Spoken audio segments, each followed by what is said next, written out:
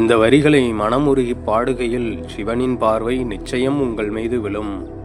நாமெல்லாம் சகல சௌபாகியங்களும் வேண்டுகையில் மாணிக்க வாசகர் என்ன வேண்டுகிறார் தெரியுமா?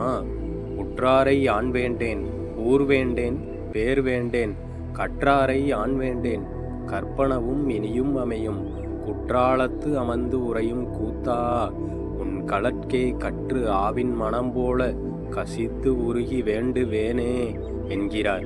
இந்த பாடல் வரிகளின் அர்த்தம், இந்த உலகில் உறவு, ஊர், பெயர், புகழ், கல்வி எதுவும் வேண்டாம், சிவனின் திருவடி மட்டுமே போதும்.